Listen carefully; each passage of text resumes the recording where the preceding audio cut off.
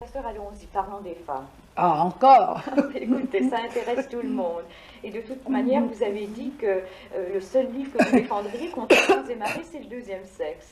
Alors, on peut voir qu'à cause du deuxième sexe, on peut dire qu'à cause du deuxième sexe, et puis aussi à cause d'une prise de conscience générale, les choses ont un peu changé.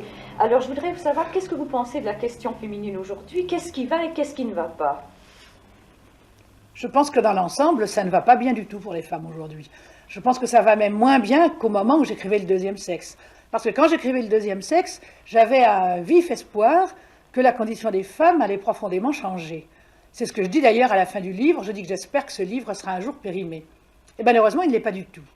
C'est-à-dire qu'on dit beaucoup qu'il l'est, mais pour des raisons inverses. C'est-à-dire qu'on dit beaucoup aujourd'hui en France, et c'est un peu la même chose dans beaucoup de pays, que le féminisme s'est périmé, que le féminisme s'est démodé. Et moi, je n'en crois absolument rien. Enfin, vous savez quelles sont mes idées sur la condition des femmes. C'est que pour les femmes, ce qu'il y a à atteindre, c'est une émancipation totale, radicale, qui fasse d'elles réellement les égales des hommes à part entière, et que cette émancipation ne peut s'obtenir que par le travail. Il faut que les femmes travaillent exactement d'une manière aussi universelle, que ça soit aussi normal pour elles que pour les hommes, pour que, sur les plans intellectuels, psychologiques, moraux, elles puissent également se sentir profondément et de l'intérieur les égales des hommes. Bon, et pour qu'elles puissent le devenir et avoir des responsabilités économiques, politiques, sociales qui soient équivalentes. Or, en ce moment, il y a en France un mouvement que j'appellerais un mouvement de régression, parce qu'il vise, au contraire, à enfermer de plus en plus la femme au foyer, dans sa famille, auprès de ses enfants, et à lui refuser les possibilités de faire une carrière de travailleuse équivalente à celle des hommes. Mais comment expliquez-vous cette régression actuelle dont vous parlez? Ça, je l'explique pour une raison très simple, c'est que nous sommes dans une démocratie bourgeoise. Mais des démocraties bourgeoises sont en vérité des pays qui sont gouvernés par une classe dominante qui est la bourgeoisie. Et cette classe dominante qui est la bourgeoisie, eh bien, à ce moment-là, elle veut garder le pouvoir. Et une des manières dont elle va garder le pouvoir, c'est précisément de garder la femme au foyer. Ça pour des tas de raisons. Parce que la classe bourgeoise a intérêt au statu quo, donc elle a intérêt à ce que les gens soient dépolitisés. Empêcher les femmes de travailler, les empêcher de se mêler à la vie publique, c'est avoir tout un public votant et à la fois dépolitisé, qui par conséquent va être là à voter pour le pouvoir personnel, pour De Gaulle, pour l'apolitisme. Et en même temps, si la femme est dépolitisée, elle dépolitise l'homme. Ça, c'est très important, que toujours l'émancipation de la femme a été liée à l'émancipation sociale. Quand en Amérique, il y a eu un grand mouvement contre la ségrégation au XIXe siècle, du même coup, il y a eu un grand mouvement féministe. Les deux se soutenaient. Eh bien, si la femme est dépolitisée, elle dépolitise l'homme. C'est très sensible en France, parce qu'elle le garde lui aussi à la maison, on regarde ensemble la télévision, et de cette manière-là, en empêchant la femme de se politiser, on empêche aussi l'homme d'être politisé. Et on empêche la femme d'être politisée si on l'empêche de travailler. Parce que la vraie politique, ce n'est pas le bulletin de vote, qui sert au contraire à maintenir la dépolitisation. Parce qu'on votera pour, mettons, le pouvoir personnel.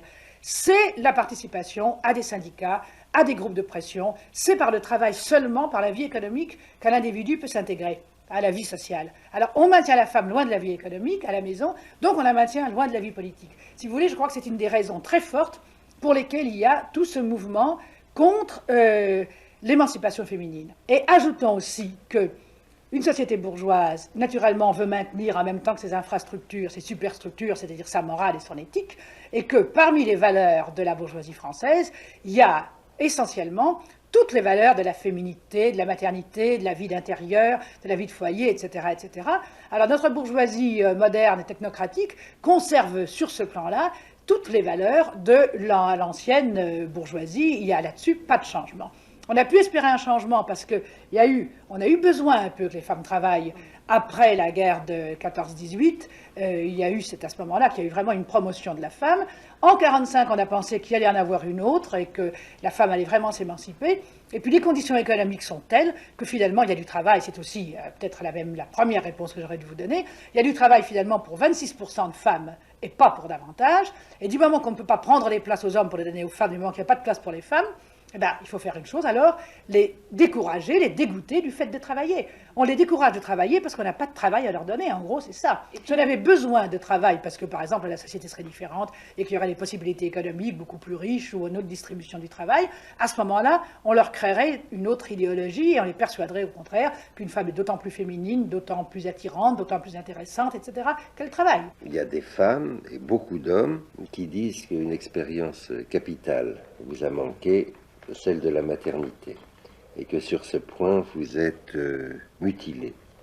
Et selon eux, cette mutilation disqualifierait tous vos propos et toutes vos thèses. Oui, je trouve ça complètement absurde. En effet, je connais cela, parce que si j'avais voulu écrire un livre sur la maternité vue de l'intérieur et senti de l'intérieur, bien entendu, on aurait pu me faire ce reproche. D'ailleurs, ça serait un propos absurde et je ne l'ai pas tenté.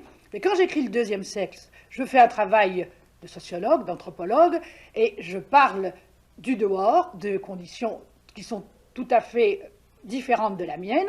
Je parle aussi bien des prostituées que des mères, que de la femme à travers les âges. Et par conséquent, ce reproche n'a absolument aucun sens. Que je sois mère, que je ne le sois pas, ce que j'ai à dire sur les femmes en général n'est pas du tout lié à mon expérience personnelle. À ce compte-là, alors la sociologie serait impossible, parce que si vous n'êtes pas vous-même un corbeau, vous ne pouvez pas écrire un livre sur les corbeaux. Toute la sociologie est au contraire basée sur une certaine distance entre la société que vous étudiez, la condition que vous étudiez, et puis vous-même. Pour le reste, alors, parler de mutilation, je trouve ça également complètement absurde, parce que ça serait supposer qu'il y a un être de la femme naturel donné en soi, alors qu'en réalité, il y a 50, 10 000 manières de vivre sa condition de femme, comme il y en a de vivre la condition d'homme, et qu'aucune n'est mutilante. Il n'y a de mutilation que si vous avez souhaité quelque chose et que vous ne l'avez pas, mais si vous ne le souhaitez pas et que vous ne l'avez pas, il n'y a pas de mutilation. Parce qu'un manque n'est jamais un manque en soi, il y a de manque que lorsqu'il y a un désir inassouvi. Du moment que je n'ai pas eu un désir d'enfant, de ne pas avoir d'enfant, n'est pas une mutilation. D'ailleurs, on voit bien là le préjugé contre la femme, parce qu'un homme qui n'a pas d'enfant ne dira jamais qu'il lui manque d'être père pour connaître la condition humaine et qu'il est mutilé.